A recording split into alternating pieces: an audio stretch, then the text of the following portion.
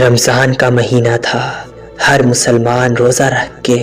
اللہ کو یاد کر رہا تھا۔ اتنے میں ایک شخص آگے امام علی علیہ السلام سے پوچھنے لگا کہ یا علی، میں چاہتا ہوں کہ میرا جسم ہزاروں بیماریوں سے محفوظ رہے اور میں کبھی بھی بیمار نہ ہوں۔ مجھے کوئی ایسا عمل بتائیں، ایسا طریقہ سکھائیں جو میرے لیے مشکل بھی نہ ہو اور بیماری بھی میرے قریب نہ آئیں۔ بس جیسے ہی یہ پوچھا گیا تو امام علی علیہ السلام نے فرمایا، اے شخص، یاد رکھنا، اگر تم چاہتے ہو کہ تمہارا جسم بیماریوں سے دور رہے تو رمضان کے روزے رکھا کرو اور روزہ کھولتے وقت کھجور اور نیم گرم پانی پیا کرو، کیونکہ جو شخص روزہ کھولتے وقت کھجور اور ہلکا نیم گرم پانی پیتا ہے تو اللہ اس کے جسم پر اپنا نور برساتا ہے اور یوں وہ کبھی بیماریوں کی عزت میں نہیں آتا،